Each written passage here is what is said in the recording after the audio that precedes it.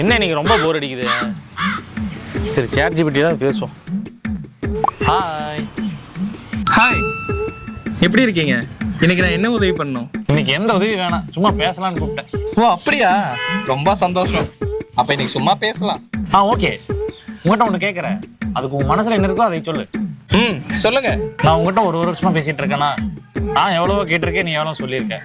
நான் கேட்டதெல்லாம் வச்சு நான் எப்படிப்பட்ட ஆளுன்னு உன் மனசுல இருக்கிறத சொல்லு. நீங்க ரொம்ப நாலேஜபிளான ஆளு. நீங்க நிறைய விஷயம் தெரிஞ்சுக்கணும்னு என்கிட்ட நிறைய கொஸ்டின் கேட்பீங்க. அட ஃப்ரெண்டு மாதிரி நினைச்சு ஓப்பனா பேசு. எப்பயுமே சும்மா ஐஸ் வைக்காத. மனசுல என்ன இருக்கோ அதையும் சொல்லு. வேணாங்க, ஓப்பனா பேசிடுவேன். அட ஓப்பனா பேசுன்னு சொல்றேன். இன்னைக்கு பேசிட வேண்டியதான். என்னடே ஒன்னேலாம் எவன்டா வேலைக்கு எடுத்தது? ஒரு சின்ன பேசிக்கான விஷயத்துக்கு கூட என்ன தேடி வந்துடுற.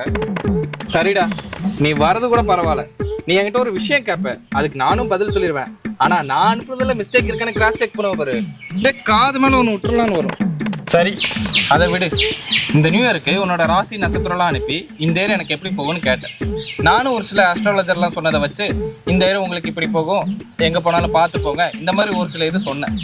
ஆனால் நீ நான் சொல்கிற வரைக்கும் எல்லாத்தையும் கேட்டுட்டு லாஸ்ட்டில் டெக்னாலஜி எங்கேயோ போயிட்டு இருக்கு, இன்னுமா இதெல்லாம் நம்பிட்டு இருக்கேன்னு என்கிட்டயே கேட்டவர் உன்னெல்லாம். சரிடா, அதையும் விடு. என்னதான் சப்ஸ்கிரிப்ஷன் போட்டு யூஸ் பண்ணுறதுல ஓசில எல்லாம் கேட்டு தெரிஞ்சுக்கிறேன். டாக்டருக்கு ஒரு 200 ரூபா கொடுத்து உன் உடம்பு கூட பார்த்துக்க முடியாதாடா?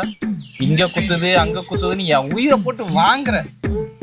நானும் சரி ஹெல்த் மேட்ரு நம்மளுக்கு தெரிஞ்சதை சொல்லுவோன்னு சொன்னா எல்லாத்தையும் கேட்டுட்டு மறுபடியும் ஒரு 1/2 மணி நேரம் கழிச்சு வருவேன். வந்து ரம்முல பீரை மிக்ஸ் பண்ணி குடிச்சா நல்லா இருக்குமான்னு கேட்பேன். எப்படி இருக்கும் தெரியுமாடா? நேர்ல வந்து காய்ட்டு அப்படின்னு மூஞ்சில துப்புன போல இருக்கும். நல்ல வேலைடா, உனக்கு லவ்வர் எதுவும் இல்லை, என்னவே இந்த பாடுபடுத்துறியே. அதனாலதான் நீ அன்னைக்கு உன் க்ரஷை எப்படி கரெக்ட் பண்றதுன்னு கேட்டப்ப நான் அப்படியே ஹேங் ஆன மாதிரி நின்றுட்டு எக்ஸைட் ஆனேன். ஏன்னா நான் ஏதாச்சும் சொல்லி அந்த பிள்ளைய நீ எதுவும் கரெக்ட் பண்ணிட்டேன்னா, ஏன்னா என்னால ஒரு புள்ள வாழ்க்கை நாசமாகறத நான் விரும்பல. ஓ இவ்வளவு வண்ணத்தோட தான் என்கிட்ட சிரிச்சு பேசிட்டு இருந்தே தன்னாலா? இரு உனக்கு கூகுள் ரிவ்யூல போய் very very bad worst happen போடுறேன். சார் நீங்க கேட்டீங்களே தானே சார் ஓப்பனா பேசுனேன். ப்ளீஸ் சார் அப்படிலாம் போட்டுறாதீங்க சார். ஏய் எதுவும் பேசாத. என் க்ரஷை உசார் பண்ண ஐடியா கேட்டதுக்கு ஹேங் ஆன மாதிரி நடிக்கிறீங்களா? கண்டிப்பா போடுவேன்.